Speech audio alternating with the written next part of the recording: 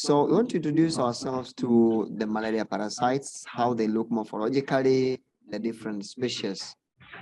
So our point of interest will be 4 malaria species.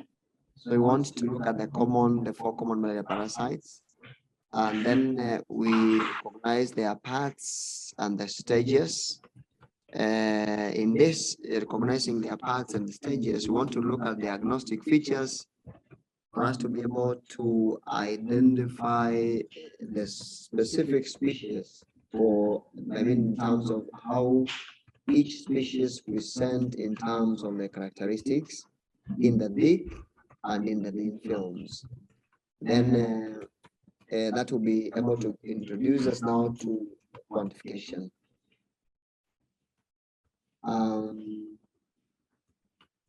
Great. So malaria species of interest, which are 4, which we're looking at, is the PF, the PV, PO, and PM. I know when you talk about the shorthand naming, you understand. So what are the general features of a malaria parasite? Of course, we are talking about 3 stages of the malaria parasites. Excuse me.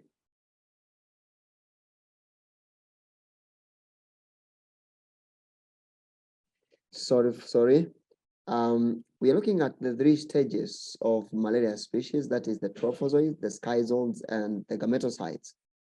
Whereby we talk about the trophozoids, we expect the general characteristics of the trophozoids to be each trophozoid should have a chromatin dot, a cytoplasm, a vacuole.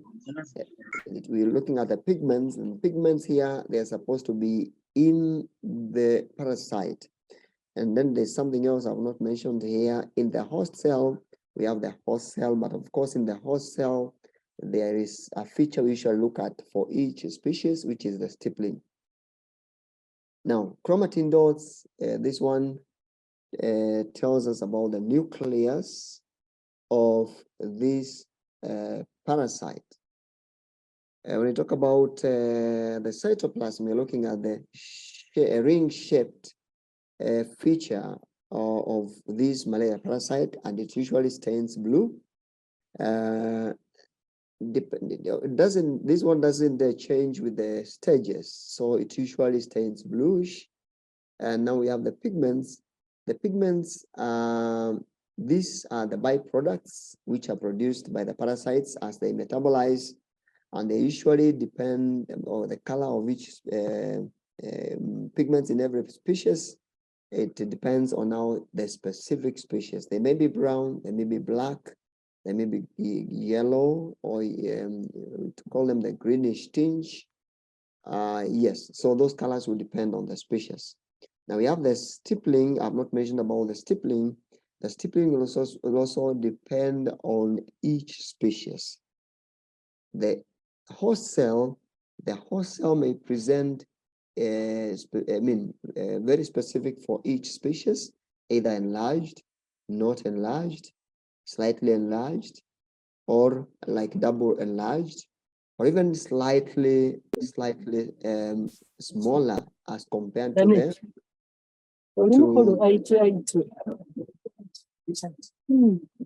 Hello, is there a concern?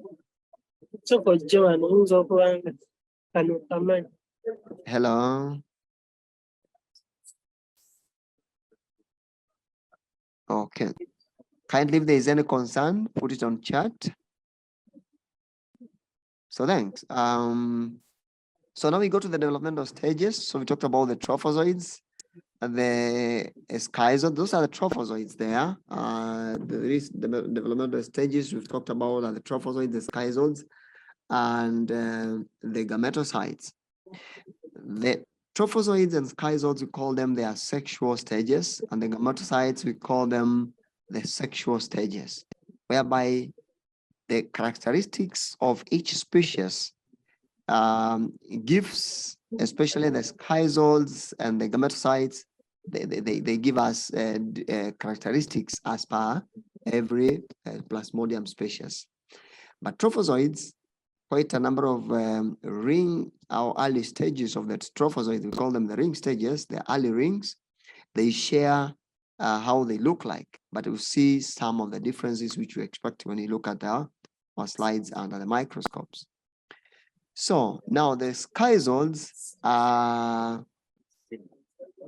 we look at, these are the second stage of the growth stage of malaria parasites, whereby now we look at this the time when they want to increase in number, the schizogony. And this one, they increase their merozoites, and the number of merozoites depends on each species and developmental stage. Pigments are always there, depending on where we have each species having its own pigments. They are brown, they are yellowish, or we call it green, yellowish tinge or greenish tinge, or dark brown pigments. They will be there.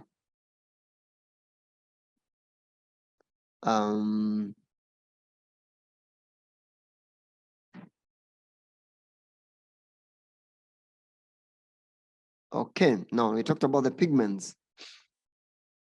Now, those are examples of some of the schizoids which you expect to see when you do our microscopy, depending on the species of the malaria parasite we're looking at. They will show the merozoites, we'll see the pigments, we'll see the cytoplasm, and of course, there's something I've not mentioned here, so the chromatin dots is usually there. We'll see the chromatin dots, where we have like early schizogony, but in late schizogony, we may not see the chromatin dot because that is what divides to merozoites to increase the number of malaria parasites. Now, each merozoites, I think I've mentioned that each species has a different number of merozoites. The PFs have the greatest number of merozoites.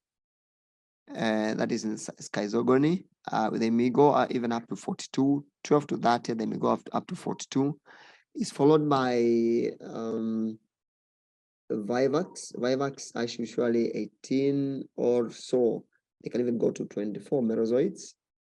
The least, or the parasites which has the least merozoites is PM or Plasmodium malariae, now followed secondly there by Plasmodium ovale.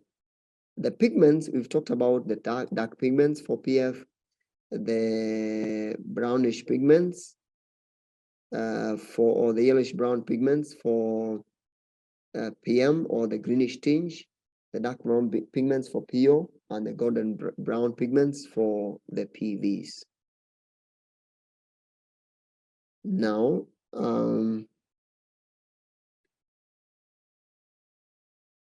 let me admit Vivian. Now, the other stage we are looking at is the gametocytes, which is, we talked about, is the sexual stage. It will show the nucleus, the pigments, and the cytoplasm, depending on of course, the way to present in terms of morphology. It will depend on each species. Like the one you're looking at there, we have the gametocyte for Plasmodium falciparum. To the right-hand side, we are looking at some of the gametocytes. This will look like the gametocytes for PV. We'll look at that later. Great, allow me to have this. Guys admitted.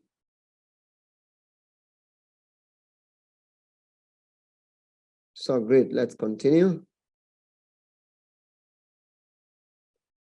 Those are also some of the features for PF gametocytes. Laverans bibs, they will show, sometimes you see them, sometimes you not see them. Now, the general features of Plasmodium falciparum. When we look at the infected cell, the infected cell is not enlarged. We talked about, remember initially when we were introducing this, we said the host cell has a presentation depending on the type of malaria parasite we're looking at. So for PF, there is no enlargement of the infected cell. The cytoplasm is small, is thin, is scanty, is regular. We we call it scanty cytoplasm because does not take a lot of the bluish staining.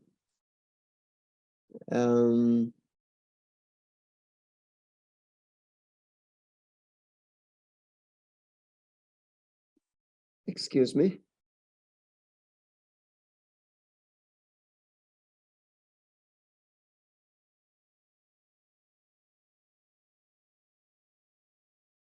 So Bosco will share the recording. So we are doing the recording from our end. Kindly allow us to do so, and then we will share. Patrick, please allow us not to accept you to share. I mean, to in any way modify the screen. Huh? Yeah. Great. So we've said the cytoplasm for a Plasmodium falciparum is thin or is scanty, but it's regular, just a regular form. How to morphologically to come out. But in the older forms, all the late stages, you will see dark staining. They will be staining darkish, meaning they'll take the the methylene blue very well. So the cytoplasm will be more visible. It will be very quite more visible as compared to earlier or young trophozoites.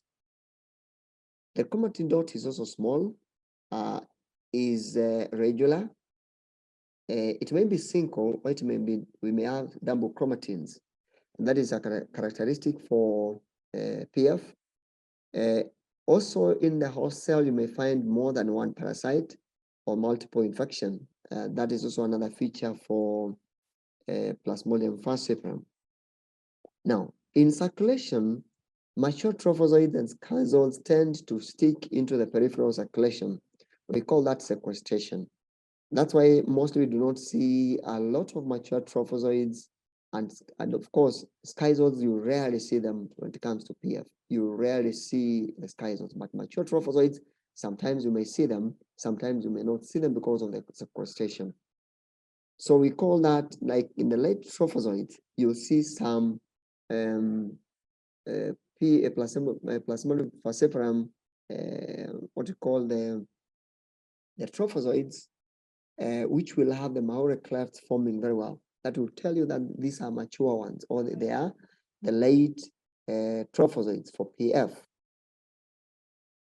Now, what happens to malaria infection? Plasmodium falciparum, as compared to other malaria parasites, seems to give the severest infection of malaria. And that's why we do even recommend, or WHO recommends, we do quantification just to tell the clinicians the parastemia for advice in terms of the treatment of the patient. Now, another characteristic for PF is to show their coliforms or the marginal forms. That means, or what this means is, you see the chromatin dot protruding at the cell membrane of the infected cell. That is what we call the marginal or the coliforms. So that is a characteristic for PF. Now, at the side, on the right-hand side, you're seeing some of the features or some morphological features, the double chromatin dots. You're seeing their coliform here, you're seeing it here. Yeah. And this also here, the marginal form or their coliform. Multiple infection, you can see it there. Those are characteristics of PF. Let's continue.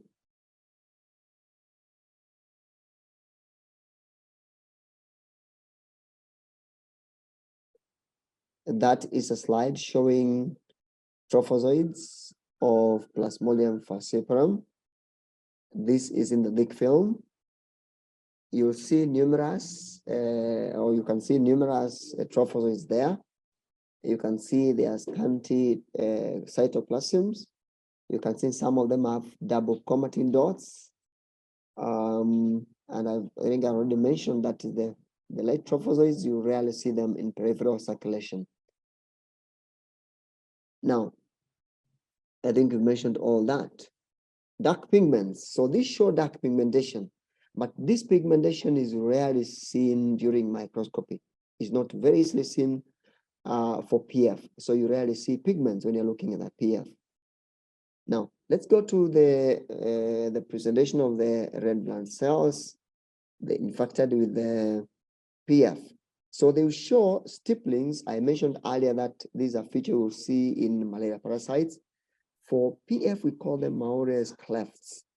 They are usually transport channels for parasites. You know, when they are there, they also I mean, they are malaria parasites, yes, but they also feed. They are alive. They are alive. So, and they feed in their environment, which is inside the red blood cells. So these stipplings are usually transport channels or communication channels between the parasite and their environment. So this, for you to be able to see these Malaria clefts very well, you need to look and ensure that your stain is or has the correct pH. So when you're doing your, you're preparing your what you call working solution, your buffer should be quality controlled for a pH of 7. So those are some of the Malaria clefts which you can see there. They are fewer as compared to stipplings for the other malaria parasites.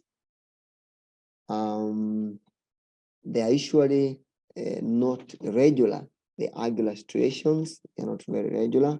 So you can call them Malaria clefts or dots. Look at that. We have a thick film and a thin film. This is just a summary of how the infected cell will look like, or the malaria parasites will look like in the infected cell inside the RBC. And now in the thick film, we know we've already lysed the red blood cells, so our malaria parasites are exposed to the outside, so they are not inside the red blood cells. So any question up to there? Any question?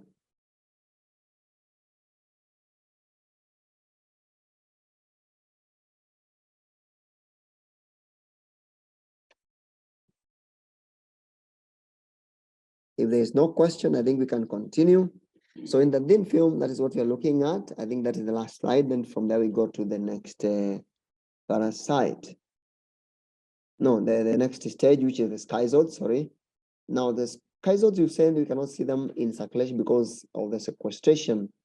They hold or they attach themselves during circulation to the veins, and therefore then they will not be seen in the peripheral circulation. Meaning that when you do your films, when you collect your sample, you're not likely see the schizoids. Now, when you see them, they have numerous ring forms. These are what we call the merozoites. The cytoplasm is fairly compact and it will stain darkish, slightly darkish.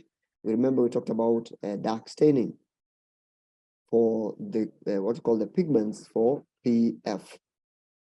They're usually many, the merozoites are usually many, not arranged in any particular manner. They are scattered, and you see the dark brown pigments.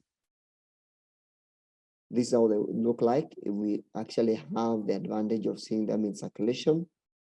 And that is meaning in circulation, it means when you collect the sample, prepare your film, stain it, you'll be able to see them under the microscope. Now, the third stage is the gametocyte, the sexual stage. And this one you'll see actually the nucleus is usually centrally located. You see the deep staining of the chromatin or the darkish staining. These ones we know they develop from the late trophozoites. Now, this is after several cycles of the schizogony. Some of the late trophozoites will turn or will become the gametocytes. The gametocytes are divided. Of course, we know there will be two. Of course, we have the male and the female. The male is the female is what we call the macro, and the male is what we call the micro. They would stain differently depending whether it's a male or it's a female. Hello, kindly mute yourselves. Hello.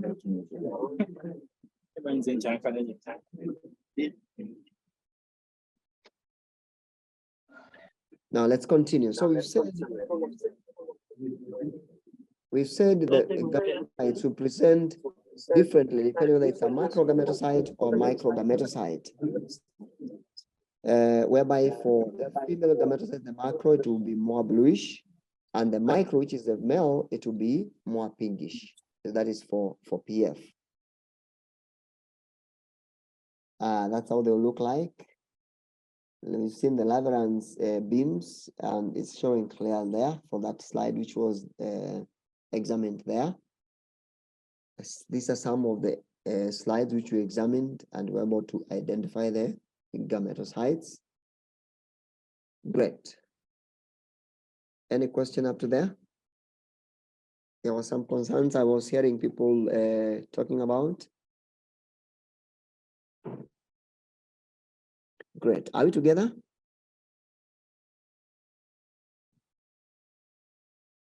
So now I welcome an input. Is there a characteristic you felt we left for PF, which should be raised for our discussion here?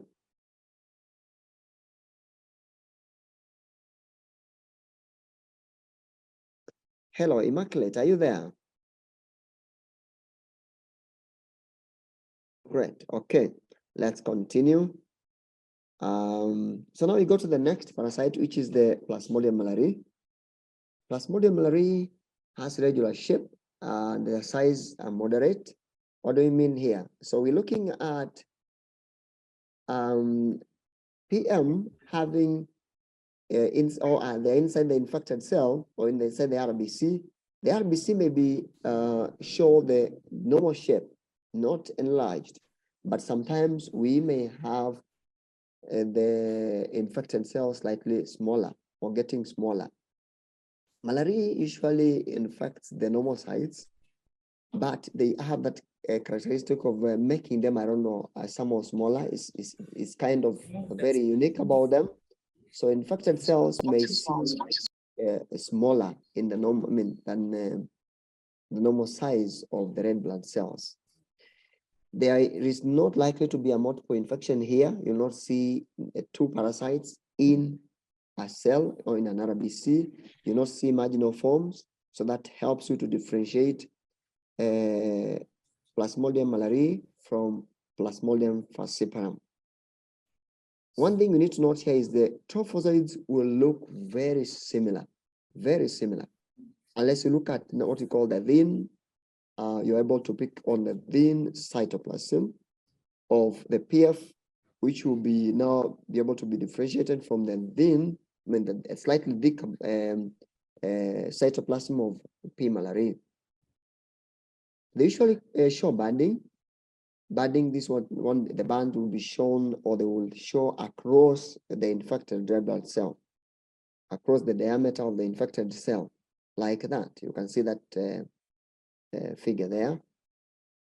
The whole cell, you say there will be no enlargement. It will be round, but sometimes smaller than normal. When you look at the normal size, the normal uninfected red blood cells, you may see the infected cell with PM slightly smaller. Stipplings, they show very nice stipplings, but they are, of course, they are more, I said, more clefts for PF. They are fewer in number as compared to other malaria parasites. So Zeeman stains there are the stipplings for the PM. They are fine, and then they are pale staining, pale pinkish staining. They are more in numbers compared to the Zeeman, the Maurer clefts for the PF. This is how they will look like. You identify your cytoplasm, you identify your chromatin dot, you identify now here again your stipplings, the Zeeman's dots or the Zeeman's stipplings. One thing is the shape of the chromatin dot for PM. Sometimes it may look like irregular. They're not very regular all the time as compared to the PFs. So they may look irregular as well, especially at the late trophozoids, when they are now moving from the late trophozoids to schizoids. You see a lot of irregular formation of the chromatin dot. The pigments, we said they are yellowish brown and they're scattered through the cytoplasm. One thing about the PMs, we call them the early pigmenters. So the yellowish greenish tinge, you'll be able to see it very early in life even for the early trophozoites of the PM. So that is still be seen during in the life cycle, in all the three stages, both trophozoites,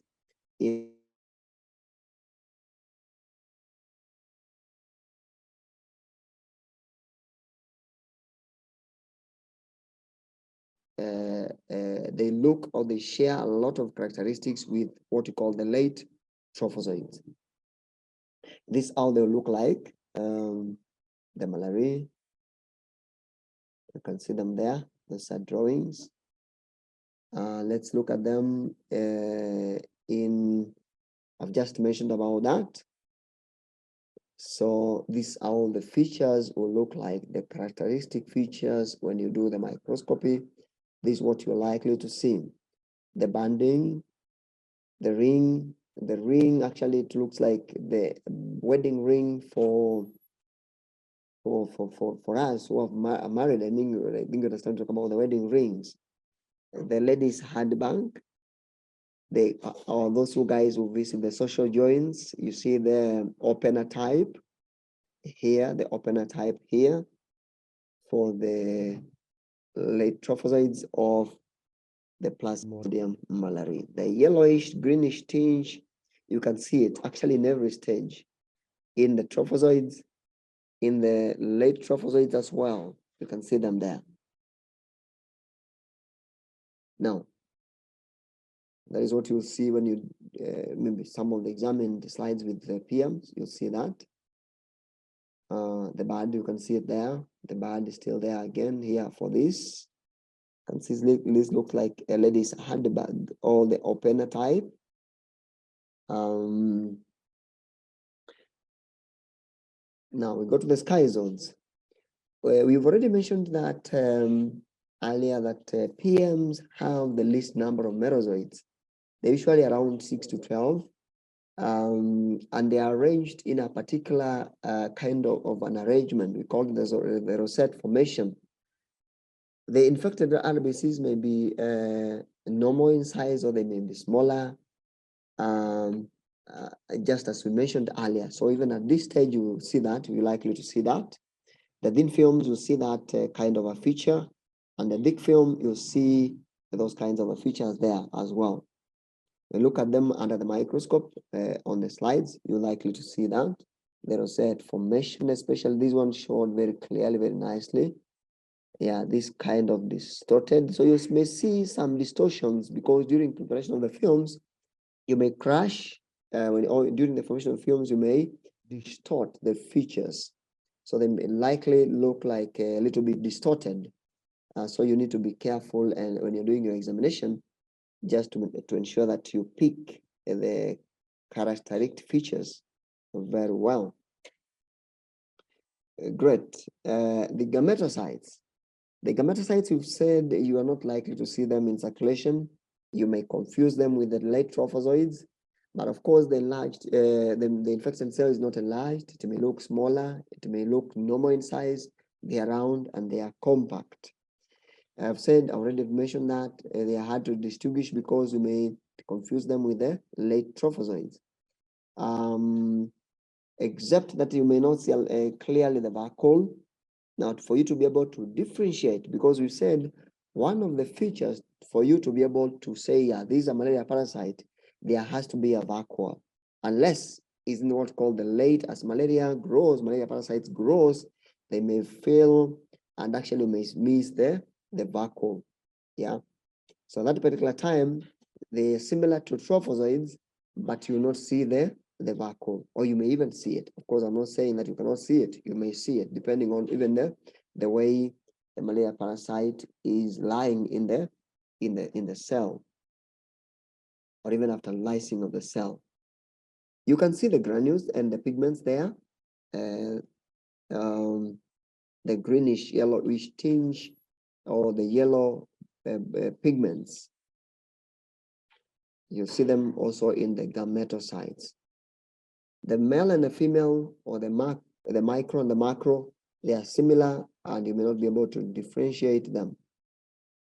This is how they look like in, or when you see them under the microscope. You can see this looks like, actually it looks like a late trophozoid.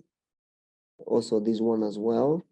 But microscopists were able, or have been able to pick on them. Yes, so let's continue. Great. Any question up to there?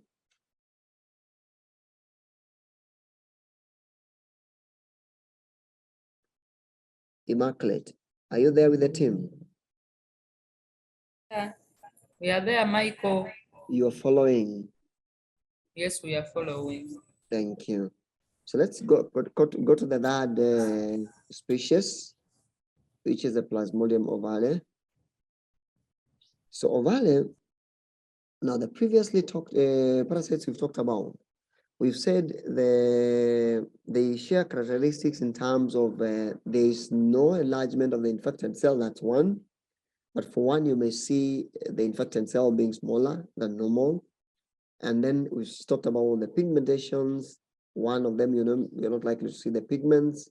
The trophozoites with the thin cytoplasm, the pigments with the thick cytoplasm, the chromatin dot being regular, or sometimes irregular during late schizogony for PMs. Now, going to the other two parasites, there's one thing they share in common. There is enlargement of the infected cell. That will help us to differentiate and actually to pick easier. When you see an enlargement of the infected cell, please switch your mind to POs and PVs. Now, for POs, they actually show regular shapes, and the infected cell is enlarged, but not very much enlarged. So there is what we call slight enlargement of the infected cell. And we're likely to see in circulation the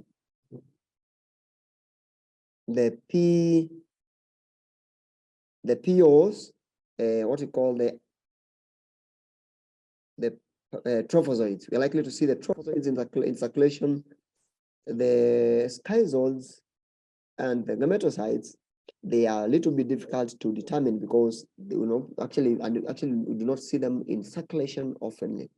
They are not like saying they sequester like for PFs, but in circulation you're not likely to see them. And if you see them, I will show you how they look like. Now the host cell, we said it's enlarged. They show they may show what we call fibrillation or oval shape. That is the infected cell.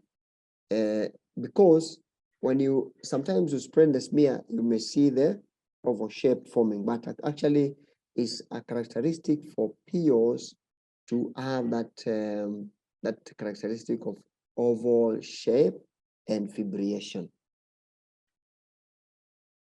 Okay, you not see the multiple infection when it comes to POs.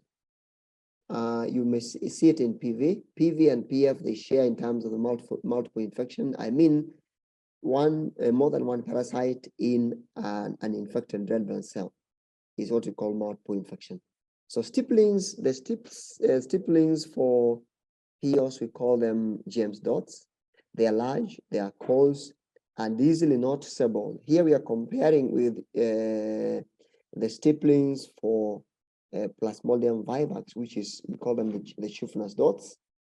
Remember we talked about the Siemens and the Maurer clefts for PM and the PF. Yes, we've said the Maurer clefts are fewer in number, they are big. For the Siemens, they are slightly more in numbers compared to the Maurer clefts for the PM, for the PFs. Now here, we are comparing now the stipplings for James, which are James dots for POs and Schuffner's dots for PVs. For the James dots, we said they are coarse, they are large, and you easily notice them. The dark brown pigments are likely to be seen for POs, and many of us have been able to confuse the dark pigments or the dark brown pigments, or they are because they also slightly look yellowish with the pigments for PM. Remember here, you look at the enlargement of the infected cell. That will be a differentiating feature between the PMs and the POs. Okay. Yeah. James dots in the PO. You see them in the early trophozoids. You can see them even in the early trophozoids. There will be no double infection. We mentioned that. They are regular in shape. You see the cytoplasm is regular and is well stained. There is well, or it takes the Medellin blue very well. So you see it very well clearly seen. The infected cell is slightly enlarged. You see the James dots. We've already mentioned that. So the fibrillation there, you see it for the PO. You can see those features there. I already mentioned earlier that this early trophozoids, you may not be able to differentiate them, but you see how we do it, because we have the thin film and the thick film. There's a way we differentiate. Use the thick film for detection, but please use the thin film for, actually I've already mentioned that, use the thin film for what you call definitive identification. So James dots, they are coarse, they are easily seen there. I think you can be able to see that. So for the fully grown trophozoites, now you'll be able to differentiate them. You see the yellow or dark brown pigments or the yellowish pigments, but please look at the enlargement. Is the infected cell enlarged, so that you can differentiate that parasite, either to give it to be a PM or to qualify to be a PO. It does not occupy the whole cell, that is the parasite, talking about the fully grown, or what you call the late trophozoites. And this one we are comparing with the Plasmodium vivax. Stippling, we talked about that, the pigments. So this is what you'll see when you do your microscopy. Under the microscope, you'll see those kinds of features for Plasmodium ovale. And that is what you'll see there. So the ring stages there, you can see them. The trophozoites, you can see them. That is the fully grown trophozoites. Now the schizod. So you see the slight enlargement of the infected cell. We've already mentioned that. It may have take a different shape in terms of, we've said, is a characteristic of a cell infected with PO to be or to lose shape, either to be amoeboid, to be fibrillated, to have that comet shape. Yes. But now the amoeboid nature now here will not come out as compared to the P vivax. So when again you look at the stipplings, they will be able to direct you whether this is stippling for PO or is for PV. When you're looking out at an infected cell, it's enlarged, and you're seeing those other features for you to be able to differentiate the POs and the PVs. Fibrillation is a characteristic for POs only. But the ghosting is one characteristic which you'll see here. When you look at the thick film, you can be able to trace where this cell or the cell membrane, where the cell membrane of the red blood cells was. So we call that ghosting. Ghosting is a characteristic for both the PVs and the POs. But now the other features, like, is the cell quite enlarged or is slightly enlarged, and the stipplings coarse, visible, very visible, or are they fine and not easily visible, for you to be able to differentiate the two. So dark brown pigments, you'll be able to see them there. The merozoites here, we've said they may be more as compared to the PMs. So they may even go up to 18. So between 4 and 12, they may even go up to 18.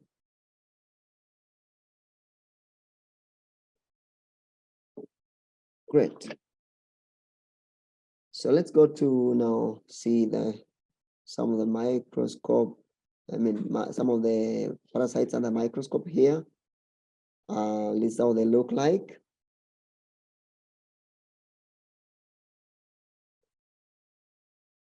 Now, the gametocyte, I had already mentioned that is not very easily seen in circulation.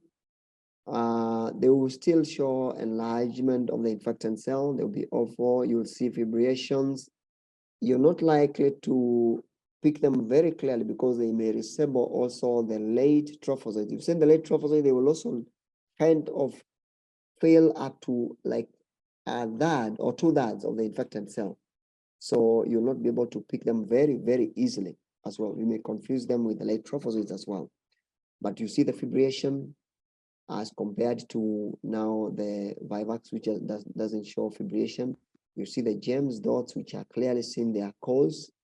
You see the chromatin dot, which is eccentric for the macrogametocyte, but you see it's more diffuse for the microgametocyte. The macro is the female, the micro is the male. Dark pigments or brown pigments, you'll be able to see them. Great. Any question up to there?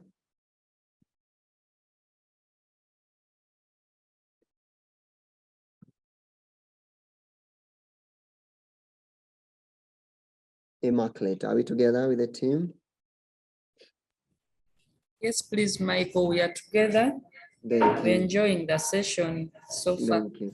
Thank you. So we can go to the fourth parasite, which is Plasmodium vivax. So this shows a greater enlargement of the infected cell as compared to the PO. You see a lot of distortion in the infected cell. It will be quite distorted. It's more amoeboid here. The infected cell is more amoeboid as compared to the one infected with the PO. There'll be more enlargement of the infected cell as I've already seen. All stages can be seen in peripheral circulation for this one. The trophozoites are large, they have thin cytoplasm, and this one they share with Plasmodium falciparum, thin cytoplasm. But the trophozoites here are large. So you may see the thin cytoplasm, but you need to see now to look at the infected cell. Is it large? Or the infected cell, is it enlarged? Are you seeing the irregularity or the amoeboid nature of the cytoplasm, which now tells you that this is not the regular cytoplasm, the thin regular cytoplasm for the Plasmodium falciparum, as compared to Plasmodium vivax, which you said is irregular and is amoeboid. And you may see fragmentation, maybe very much fragmented. But now the cytoplasm is thin and is more spread out.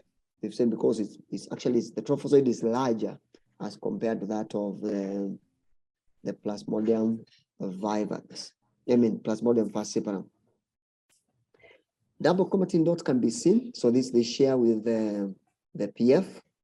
You may also see multiple infection, whereby we're seeing more than one parasite in the host cell. But this is also quite rare, but you can see it. It is common when it comes to PF as compared to the PV. Marginal forms can also be seen, but they are rare, but it can also be seen. So you see there's a lot of shared characteristics between the PF and the PV, but here we're looking at the PF where there's no enlargement of the infected cell. The trophozoid is smaller as compared to that of the vivax, which is larger and more amoeboid or more fragmented. Let's look at it, how it looks like. It looks like spread out. These are some of the features which you can be able to pick under the microscope. The chromatin dot is also regular, but it becomes quite irregular, or it may become irregular during the late trophozoites. Late trophozoites, we say we are going to the schizogony because they need to start the division so that they can multiply and increase in number. for malaria parasites to increase in number. You see the loose golden brown pigments. So there's the dark brown pigments for the POs. These are golden brown. Many may not be able to pick those differences in colors, but kindly look at other characteristics. We talk about the Schwanner's dots, which are finer as compared to the stipplings for the PO.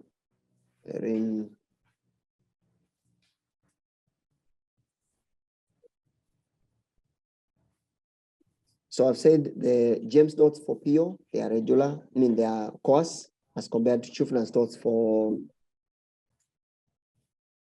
the PV. And they are not easily noticeable when you compare with the James dots for the POs.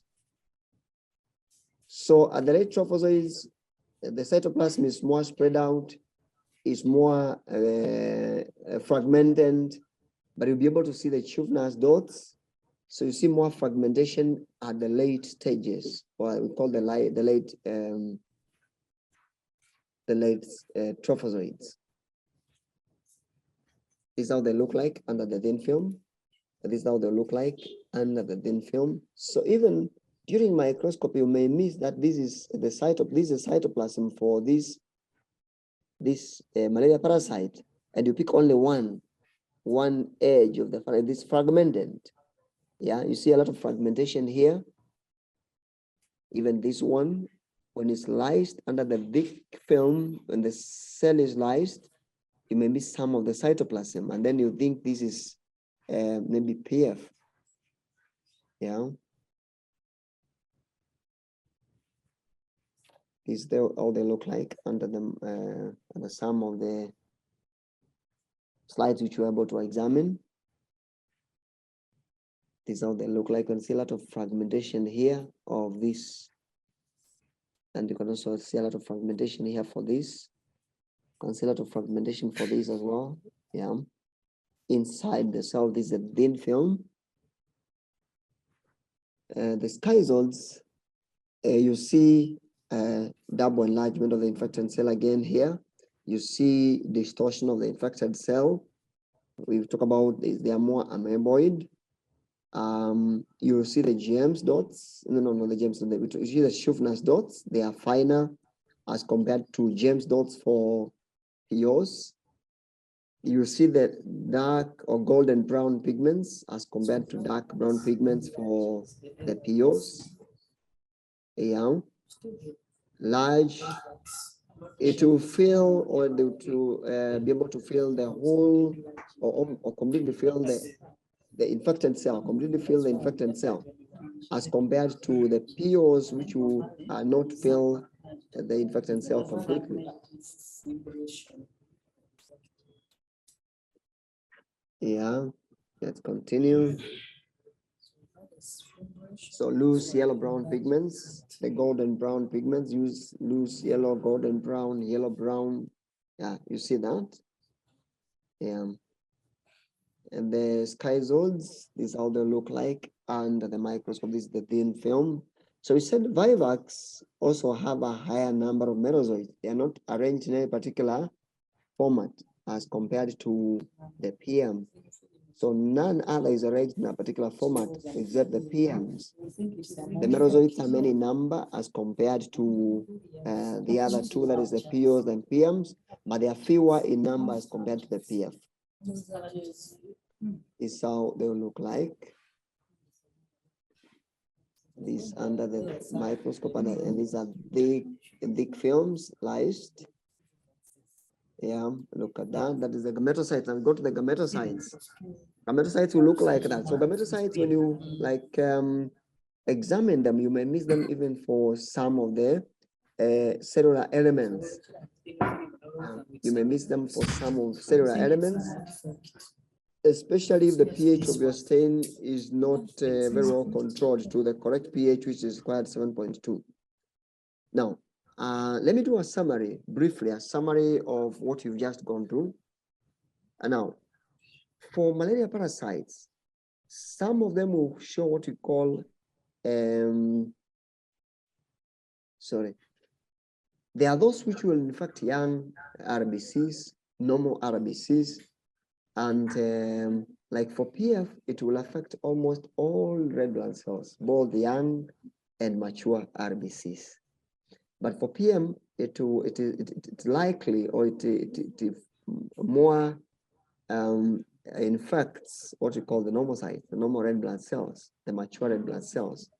But for the PO, it will affect again, it will infect again young and mature red blood cells, as compared to PV, which goes only for the what you call the young monocytes and the reticulocytes,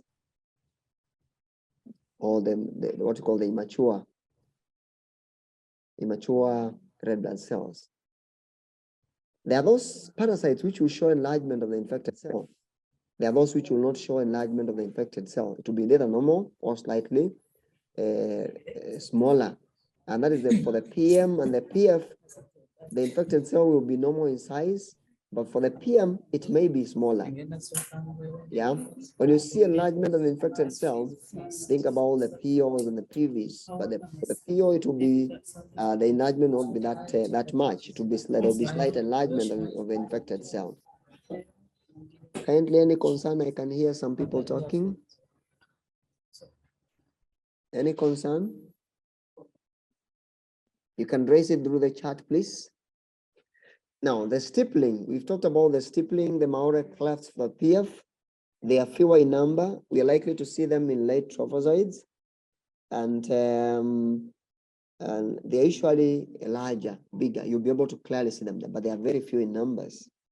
For the Ziermans, which are for the PMs, there will be more in numbers compared to the Malaria clefts of the PF, but fewer in numbers compared to the stipplings for the POs and the PVs. And you've given the names there, the James dots for the POs and the Schuffner's dots for the PV. Pigments. For the PF, we're likely to see dark brown pigments, but they're not very easily seen during microscopy, not very easily seen. So when you're seeing pigments, mostly you see for the PMs, and that makes it easier for us to be able to differentiate PMs than the PFs. PMs are early pigmenters. They will show the yellowish greenish tinge or the yellow brown pigments. For the POs and the PVs, they will share in terms of the pigmentation as compared to PMs. But you see enlargement of the infected cell. The stipplings will also be different, and which will be able to give you a difference. I mean, a differentiating characteristics for those three parasites. You see dark brown pigments for PO and golden brown for PV. Ladies are better in colors as compared to men, so I know they will be better than us here. Now, for the merozoites, we've already mentioned about that. PF shows the highest number of merozoites, followed by PV, and then that follows, there is the PO, and the one which has the least number of merozoites is the PM. There's also a summary for the early trophozoites for all of them. You can see, and what I wanted to bring into your attention here is for the trophozoites, you're not likely to differentiate them. This means that when you're doing your microscopy or using only the thick film, you're likely to miss some of the characteristics or key characteristic differentiation features for the malaria parasites. Thanks. So we go to the final presentation about quantification, but I wanted to bring it out in a manner of now doing like doing the examination itself and reporting the blood film, because that is both together. We're doing the examination and we're reporting the reporting. We want to give the species, and we also want to quantify. I wanted to bring in some skill on how do we examine the films.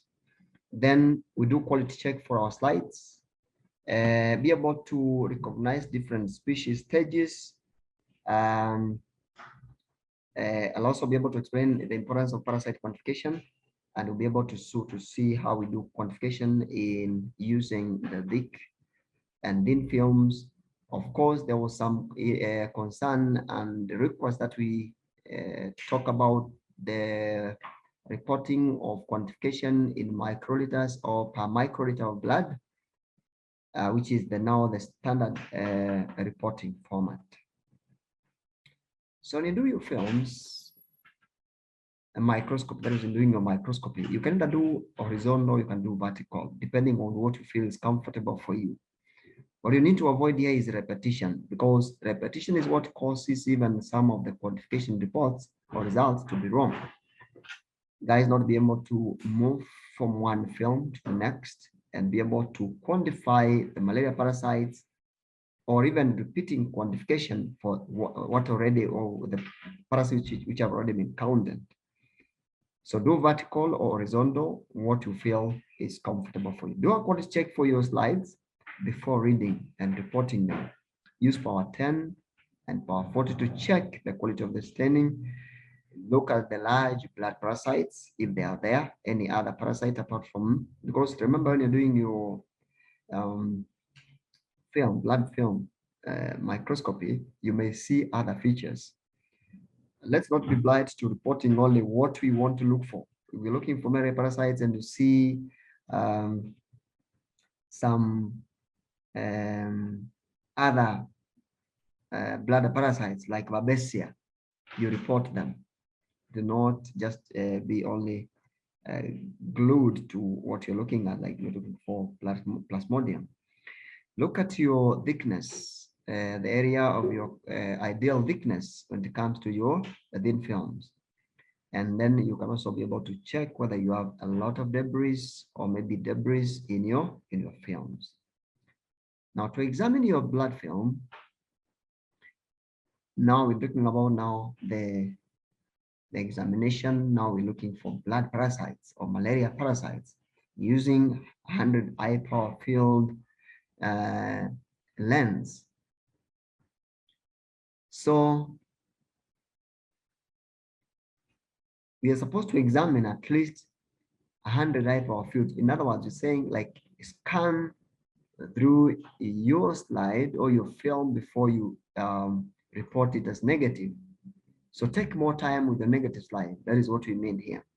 Start examining the thick film before moving to the thin film.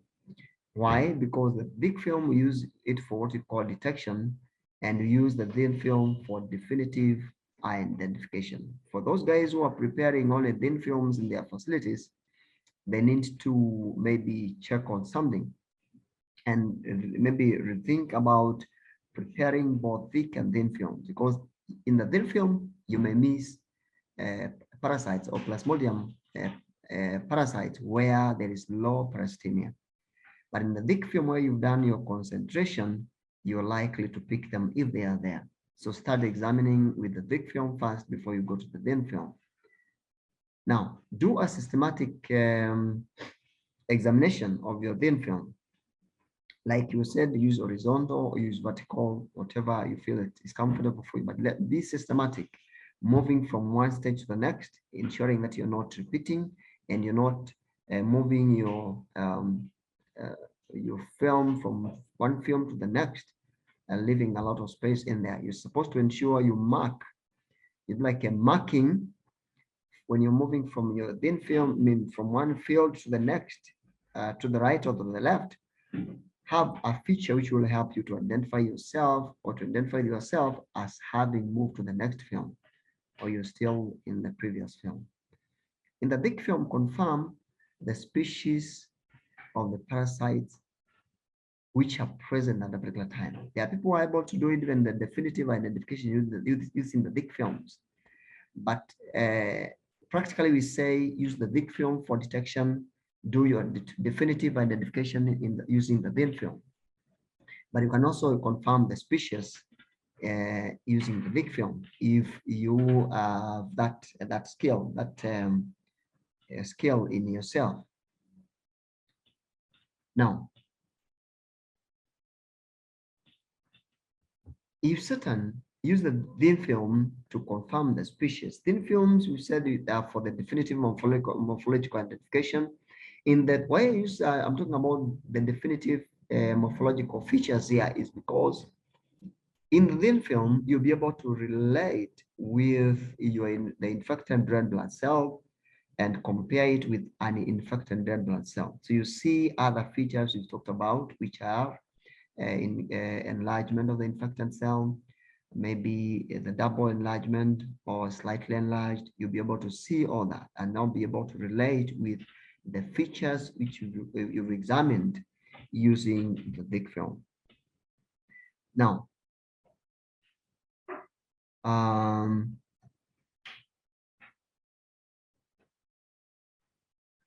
you can use your thin film or your what you call the thick of the thin film to tentatively guide yourself. Where do I need to use, or which film do I need to use to do my quantification? Is it the thin film or the thick film, depending on the parasitemia, low or high parasitemia? When you're counting more than 100 parasites in a thick film, you can, or maybe you're approximating to be more than 100, you can turn to use your, or you can decide to use your thin film to increase your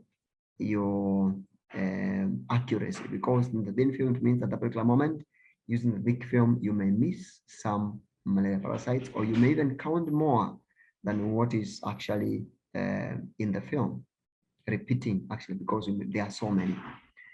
Now, when you do quantification, you only count their asexual stages. We do not count the sexual stages unless, now let me please, and hear me well. In your SOPs, you may have said that you do quantification for both sexual and asexual stages. But please note, for the EQA, we are only doing quantification for the asexual stages. The sexual stages may not have a lot of impact on the patient, because at that particular moment, they are not infective, or they are not causing any harm to the patient. That's what we are saying here. But they need to be cleared so that this particular patient will not also be now infectious to the Anopheles mosquito. Remember, at that particular moment, they will now be continuing their lineage of these mosquitoes, because once the mosquitoes pick the gametocytes, they'll be able now to start now another stage, and they'll be able to multiply, and the sporozoites in the mosquitoes now are the ones which now are transmitted to the patients or to the human person. But here, please note, we only do count for the asexual stages when it comes to EQA. Kindly follow your SOPs as they say in the facility, but also note for the EQA, we're only counting the asexual stages. Looking at this thick film, there are no red blood cells present. The number of parasites which we are seeing here, we can be able to count them. We said we move systematically to avoid repetitions or repetitive counts, or to avoid missing in the counts. Okay, all these parasites which are here, we can be able to count them using the thick film. The thin film, the red blood cells are intact, they are fixed. So what we are counting the parasitized red blood cells. Please note, for the thick films we are using, or we are counting the parasites themselves, because the red blood cells are already analyzed, there are no red blood cells present. For the thin films, we are counting parasitized red blood cells. So whether there are two parasites in a red blood cell, we are counting them as one, because we are counting parasitized red blood cell.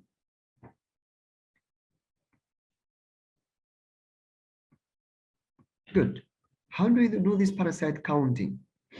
We do ensure that we are systematic, for us to avoid repetitions, or to avoid making or making more movement in terms of like you're moving from one field to the next. You can even find ourselves leaving a very big space from one field to the next, meaning that even those parasites were there, even if they were there, they were not counted. We've missed them. The purpose is to assist determining the parasite density and severity of infection for a treatment plan to be given for this patient. And also remember during or whatever we're doing actually in the facility, sometimes some of our facilities do surveillance studies for the malaria parasites, and also others are doing what we call uh, studies for treatment plan. I mean, what we call them, they are drug um, trials. Those are different environments which will dictate us what this parastemia will guide us to do. Density of the parasite, we'll see the severity, it can guide on the treatment plan, it will guide on the surveillance studies. You are doing drug trials, you can be able to advise on what the response to this treatment is coming about, or the prognosis. Now, we can count using the thick films that I mentioned earlier, or we can count using the thin films as I mentioned earlier, whereby we said that for the thick films, we're using parasites, we are counting parasites. We are counting these parasites against white blood cells. But for the thin films, we are counting parasitized red blood cells against the total red blood cells in the film, okay? How do we do that using the big film? Based on the number of malaria parasites versus the white blood cells, we are saying count and actually to note. Only start counting when you see a parasite. So scan your film, scan your slide. When you see a parasite is when you start counting. Start counting malaria parasites against WBCs. If you have tally counters, you can have a tally count on your left-hand side and a tally count on your right-hand side. Assign yourself which counter is counting white blood cells and which counter is counting malaria parasites. But count until you reach 200 WBCs, where it's not possible that, or even though your counts are lower, like you see how low they are, like maybe 100 what I mean parasites, and you've not reached your 200 WBCs, or you're counting 10 parasites, sorry, you're counting 10 parasites, and you've not reached your 200 WBCs, you can count until you reach your 500 WBCs. So do not stop at 200. We're saying that. Count as more as possible to increase your accuracy. Now, when the white cell count for a patient now at the facility is known, use the white blood cell count for your patient. Where you've done your full blood count, kindly use WBC for the patient as it has been produced by the results which you've examined or you've been able to perform in your laboratory. Where the WBC count is not provided, we have given an approximate or an average number which can be used for WBC count, which is 8,000 WBCs. This is per microliter of blood. So do your calculation. You're looking at your counted malaria parasites and you're multiplying them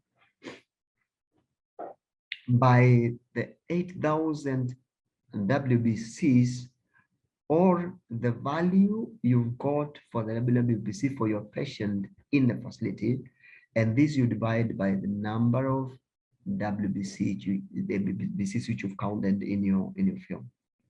Hope you're together here. You've counted malaria parasites against WBCs. In the facility, being able to do the WBC count for your patient, use that. Multiply that by the number of MPs or malaria parasites counted, and then you divide by the number of white blood cells which you've been able to count. Now, for HuQA is where we specifically use the average number of WBCs given, which is 8,000 WBCs per microliter of blood, because normally here we do not give you the WBC count for the patient which has been used for either slide A to E or A, B, C, D, E. Okay, so here you use the WBC count of 8,000 WBCs per microliter of blood. That is the thick film. Okay.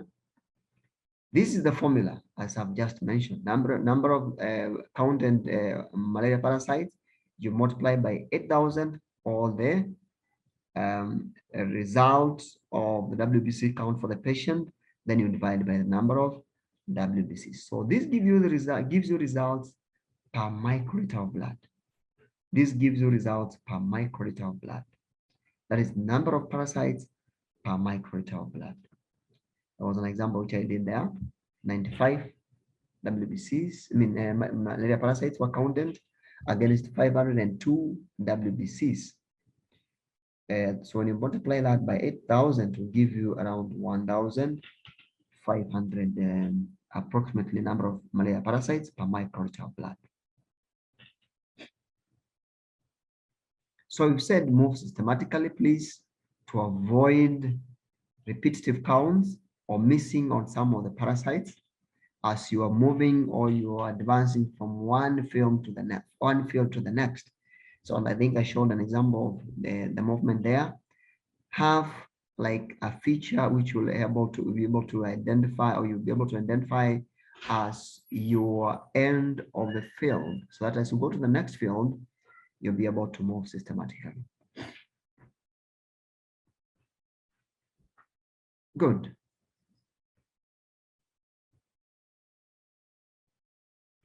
Now next, so reporting. So reporting number, we report parasites against WBCs for this thick film. We've said there are those facilities which in their SOP, they say you do quantification for all the malaria parasites, which you examine. We also say there are some which will say do quantification for all the stages of the malaria parasites. But remember here, what you do is you talk about the average or the result here we give, which we give per microliter of blood, will be number of parasites per microliter. That is the recommended method. But for EQA, we said please count only the asexual stage, and you only count for PF. So you not count for everything. This was just a mention to bring the team up to speed in terms of differentiating the EQA and the SOPs in the facilities. When you're looking at the thin film, the thin film, you count parasitized red blood cells against all the red blood cells in that particular field. Here, we are looking at an ideal field where there is an equal distribution, a nice distribution, or the red blood cells are nicely distributed to avoid these spaces here. So you can see there are a lot of spaces here, so the distribution of the red blood cells is not very nicely done here.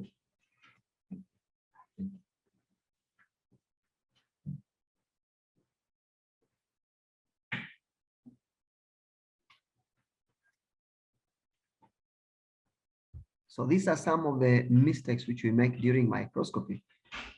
Going to a further end, where the distribution of the red blood cells is not very nice. It is leaving some spaces, which means we may count less as compared to the true parasite count.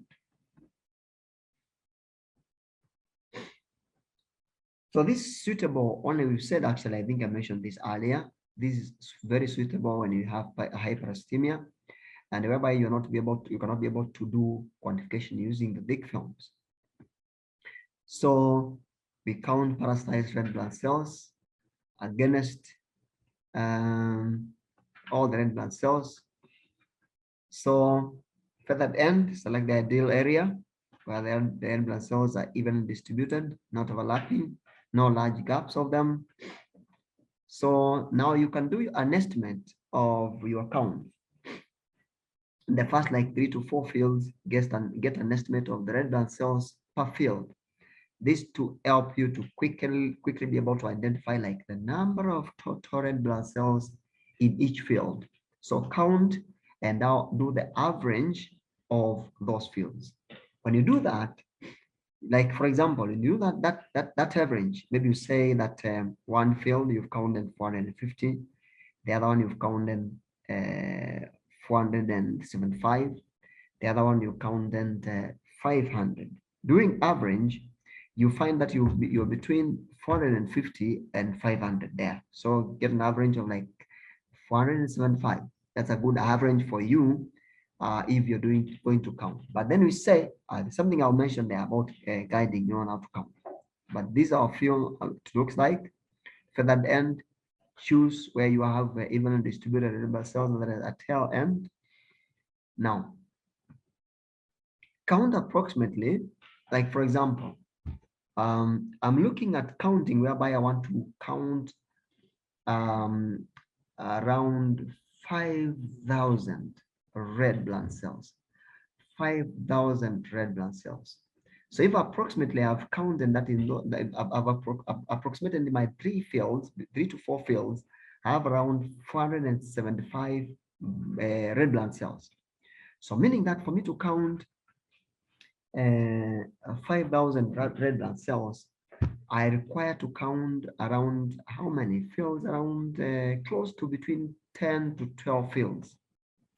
Okay. So count approximately a number which will give you close to 5,000 red blood cells, total red blood cells. Now when you've done that, you have approximately you need like to count 10 fields. You need to count 12 fields. Now go to your feathered end, the ideal field area at the feathered end, and start counting only when you see parasitized red blood cells. Count parasitized red blood cells for all the 10 fields. Okay. And now our approximate was 10 fields. I have 475 red blood cells per field. So meaning that my count will be 4,270 counted red blood cells in those 10 fields. So multiply your counted parasite red blood cells by the number of red blood cells, count your parasite red blood cells by an average. I'll give you an average number of red blood cells you're supposed to have, multiply by the, if you have a patient whom you have counted or whom you have performed the RBCs, multiply by the number of red blood cells for the patient, then you divide by the counted number of red blood cells for the 10 fields. Meaning, if this patient of ours has a red blood cell count of 4.7, and our total red blood cell count for the 10 fields was 4,750. The number of parasites we've counted for this are 247. So we multiply 247, multiply by 4,700,000 red blood cells, divided by 4,750 red blood cells counted for the 10 fields. I would say just 475 multiplied by 10. I think that is clear. If then the red blood cell count, total red blood cell count for the patient is not given as it comes to the HuQA, then you multiply by 5 million red blood cells per microliter of blood. So we averagely give you that 5 million red blood cells will be found per microliter of red blood cell for the red blood, for the fields we've given you. Which one? The one we've identified is PF, and you need to count. They are the hyperasthenia you're counting using your red blood cells or parasitized red blood cells, that is for that matter. You multiply by 5 million, then you divide by the number of the total red blood cells counted. The formula is here. So infected red blood cells multiplied by 5 million, where you've not given you the result for this patient, which is slide A to E for HuQA. So you multiply by 5 million. Where you're doing this for your patient in the facility, you use the examined or the calculated total red blood cell count for that patient. Then you divide by the total counted red blood cells. The average multiplied by the number of fields which you've counted. That will give you results in parasites per microliter. So there's an example which we did here. So our total counted parasitized red blood cells were 350. No, these are different examples. This again is WBC, sorry. Parasitized, it's there. Good. It was 63, sorry. Parasitized red blood cells was 63. And then there was the RBC value which was given for this patient was 4.5 million, or 4.5 times 10 power 6. Then total red blood cells counted were 2,000. So you multiply 63 by 4,500,000 RBCs, divide by 2,000 counted red blood cells for that patient. So that gives around 141,750 parasitized red blood cells per microliter. Or parasites. Actually, this one parasitized or parasites, that's okay. So we are going to have a discussion here, a brief discussion about our reports for HuQA 2023, first test event. So slide A was a gametocyte for PF. So slide A was a PF, yes. I said some of the slides, the guys were able to identify the trophozoites for PF, but some other slides are quite a number of slides. They are only trophozoites only to be seen for those slides. So either whether you got a trophozoite or a gametocyte, you're okay. So the most important thing here to note is trophozoites are the asexual stages. Gametocytes are sexual stages, whereby for HuQA we said quantification only be done for the asexual stages. So those are some of the trophozoites which we're able to identify in the microscopy. Here you can see a gametocyte and a trophozoite here. Yeah, okay. Then you can see gametocytes there. A gametocyte is there. This was a trophozoite for the PF. It was not really nicely coming out, but I think you can see it. This is the gametocyte. Now we go to the thin film. A thin film, one of the thin films, I was very happy to see a gametocyte. So you can see a gametocyte there. And then another gametocyte there. And then from there, so that is the end of slide A. Any question about slide A? So it was a low prastemia.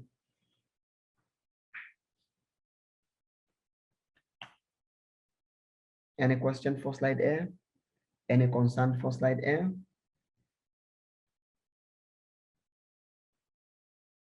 If there's no concern, then you can go to slide B. Slide B was a negative slide.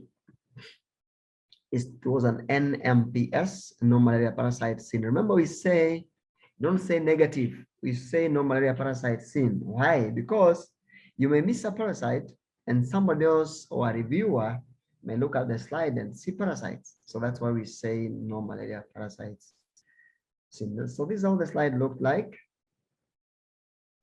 That's a big film. Now, there's something I mentioned about gametocytes for 1PV.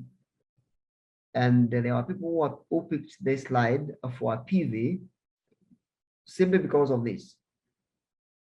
So this was a more basic stain which was used to stain this slide. So you can see the monocyte is here. And you can see this is an eosinophil. It gives the features of an eosinophil. So you can see it has the granules, but the granules are not coming out very nicely. So you can confuse this feature, I mean, this eosinophil for gametocyte for PV. Yeah, so there are people who picked it for PV. So kindly go back and examine your slide, get to identify where the gaps were, and maybe do a corrective action. So this also was also some of them were able to pick it for a parasite. And also here, there's a feature here which I picked here. Somebody picked it for a PF. So you can see these are artifacts of what we call the pseudoparasites, which somebody can pick them for a malaria parasite. But you can see this is giving like the same color. You can see as this looks like a chromatin dot, but you're not seeing the blue granule. They mean the blue cytoplasm. The blue cytoplasm is not being seen, so you cannot you cannot say that this is a true parasite. It has a true parasite has to have all the features which we discussed earlier for a malaria parasite, or for it to qualify to be a malaria parasite. Now I went to the thin film for that slide B. Maybe somebody could have picked this for a chromatin dot, but we are not seeing any cytoplasm. What we are seeing here is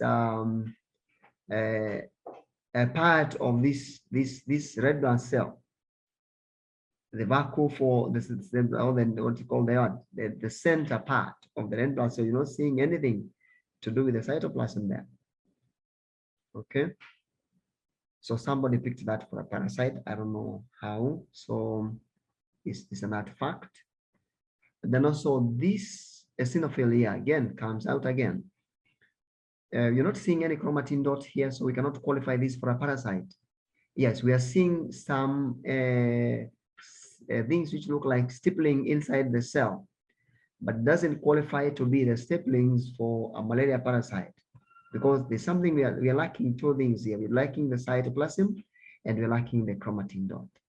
So it cannot qualify to be a malaria parasite. Some of us, they are picked it for a malaria parasite. Kindly review the slide and see where the gaps were. And I think this is now the final bit. Now this looks like it wants to give us some sharp ends, like the feature for which is usually given by the PO. The ends, the edges, which look like they want to they are broken ends. But you see, you're not seeing any parasite inside the cell. So the cell could have been just distorted during the preparation of the film. So that is the end of slide B. Any question about slide B?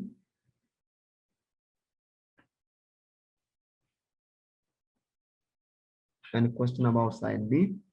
If there's no question about slide B, you can review slide C. Slide C was a PF and was a high parastemia PF slide. What we're seeing here are trophozoites for Plasmodium falciparum. We are seeing this, what we call a delicate cytoplasm, very nicely made chromatin dots, roundish, very nicely made, very nicely stained.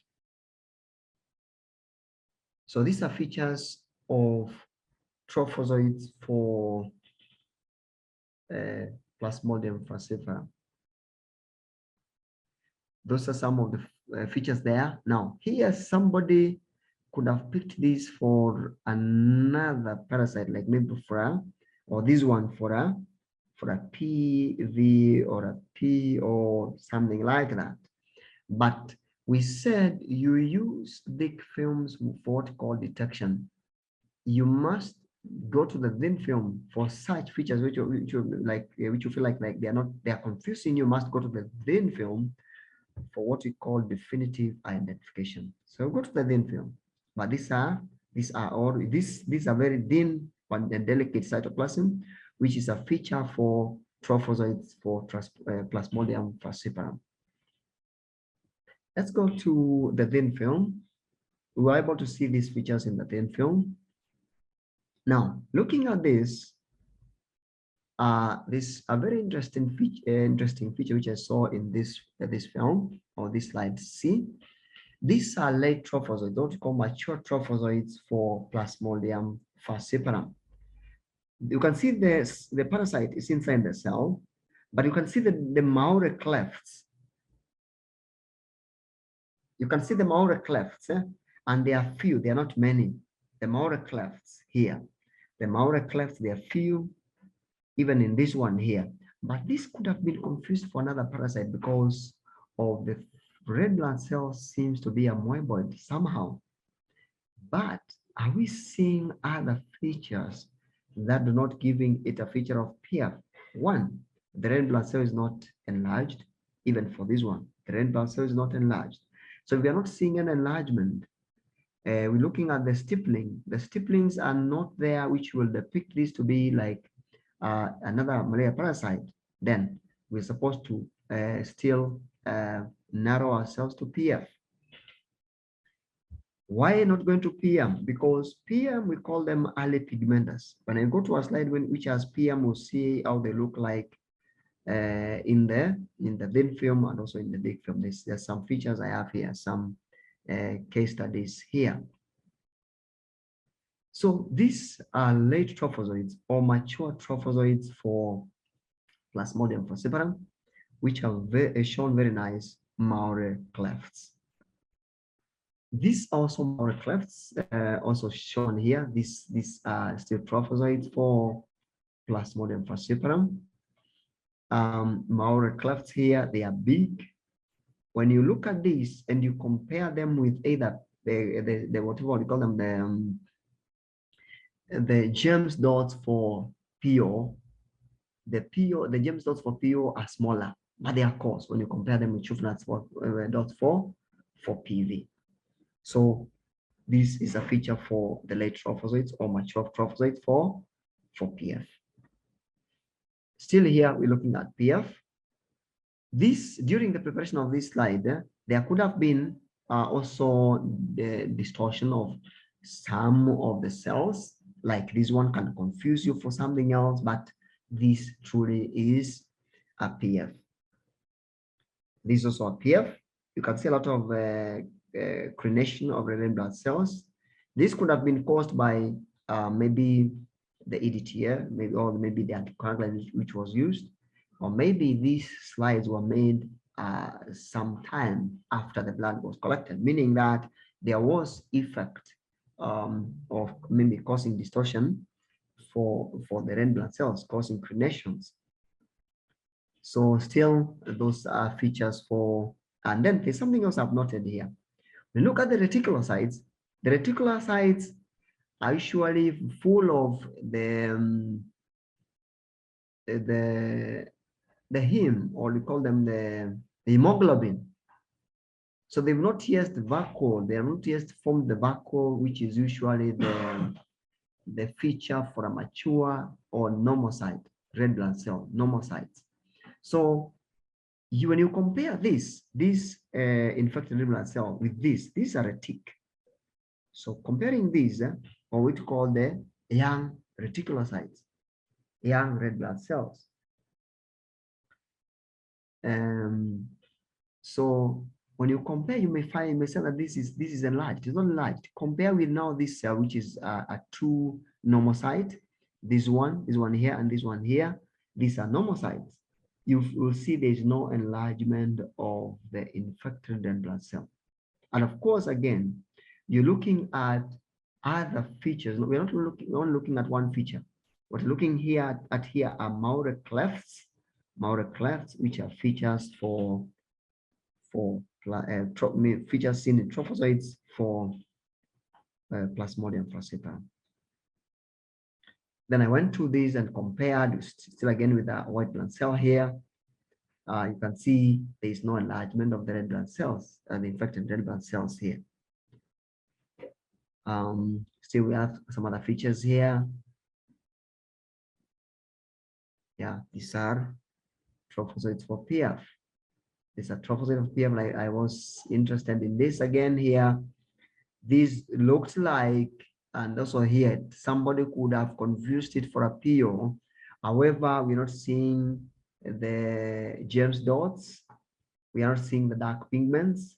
Two, the enlargement of the red blood cell here is not that significant to be called an enlargement. Again, the features we're looking at here, they are truly for PF. So nothing we're looking at here which is telling us this is a PO. So use combined characteristics. Please do not limit yourself to just a few of the characteristics of the red blood, I mean, of the particular species of the Plasmodium species, so you can be able to definitively identify the the Plasmodium species we are looking at here. So another one there, still showing very nicely trophozoids, or very nice trophozoids for PF, and that was the end. So any question for slide C? I'm expecting questions here for slide C. So guys, any question? Great. If there is no question, let's go to slide slide D. Slide D was a PO, and I started there with a very nice feature for a PO. We are seeing the dark brown pigments here. This is the chromatin dot here. The dark brown pigments here, you can see them. Of course, it shows as a lot of reddish staining, meaning this stain could have been more acidic. That's what it stained so much. Then there, I also picked another one which can be confused or even left out for, or even confused for a schizod for a PM. But a PM, remember, we talked about the merozoites are arranged in a particular format. Yeah, so people who picked it for PM. This here, yes, you can see, and then there's another feature which I know that I mentioned. Or if I did not mention this, the ghosting. POs and PVs shows a lot of ghosting. A lot of ghosting, meaning that you can be able to identify where this last cell membrane, or this where the cell membrane of the red blood cell which was carrying this parasite was passing. We call that ghosting. Still here another trophozoid for PO, which could have been confused for a PM. Now, this was a very nice ghosting. It was indicated a very nice ghosting for the PO, and that's why I picked this, so that I can explain the ghosting characteristics for the PO. You can see the James dots very nicely seen inside these infected red blood cell, where there's of course this cell is lysed, but you can be able to trace, yeah, this is where the cell was passing. So these are what we call the James dots. I went to the thin film, and there was a very nice parasitized red blood cell there with James dots coming out very nicely. The feature, one of the features we said for a chromatin dot for PO is it may be not be very spherical. It may take other features of not very definitive feature. So you can see the side, the chromatin dot is here. This is the diffused cytoplasm. The diffused cytoplasm is here. And then you can see around in the infected red blood cell, you can see the stippling, the James dots. Another one there, showing very nicely James dots. You can see now here, the chromatin dots is more compact here as compared to the previously seen slide. The chromatin dot is more defined here. You can see the cytoplasm, and then you can see some dark pigments here inside, and then the James dots inside the infected red blood cell. And that's nice one, and that's another nice one there. Yeah, you can see that. Now, this was very interesting because there was no enlargement of the infected red blood cell here, but you can see the brown pigments, the dark brown, or the dark brown pigments, and this is the cytoplasm, the chromatin dot, and then you can see James dots inside the cell. Here, there's one thing which we are not seeing here. If this were a PM, you can see the greenish tinge pigments. They are not there. Again, in PM, we said the we call them what? The dots, we call them the stippling. The stipplings for the PMs, they are not likely to be seen. And of course, they are smaller. They are smaller in number as compared to the ones.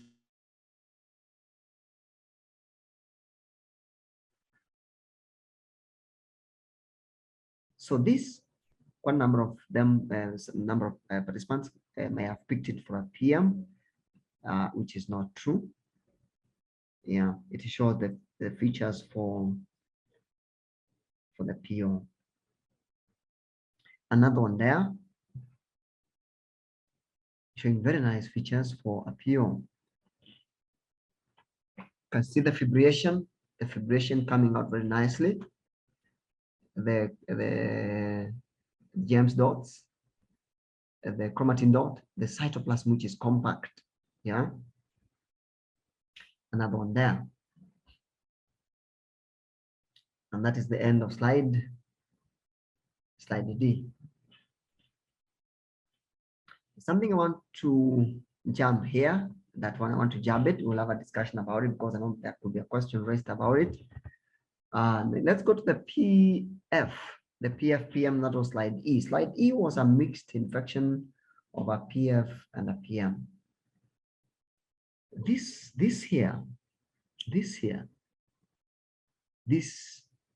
is a parasite, malaria parasite. What malaria parasite is this? We'll see it as we go on. This is a malaria parasite. This is a malaria parasite. This is a malaria parasite. You can see the chromatin dot is big, and inside here you can see it's like you're looking at some pigmentation somewhere, some pigments. I was picking them very nicely in the microscope, but you can see it's not showing very nicely, but they are a bit darker.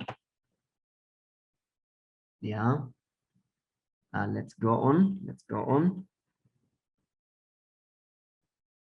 Look at this. Look at this. Look at this. These are trophozoids.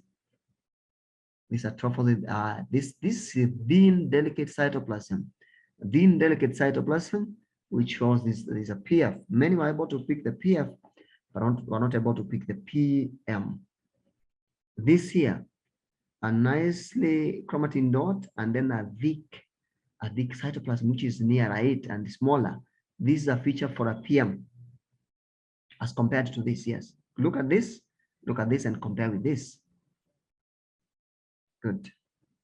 Look at this. Good. Now we are there. Here we are. This is a nice chromatin dot, and then we have the cytoplasm. Thin cytoplasm. Look at this chromatin dot. Yes, it's not very big. You may confuse that this is bigger as compared to this, but the cytoplasm here is thick cytoplasm, very nice, very close to the chromatin dot here. This also as well, chromatin dot and cytoplasm.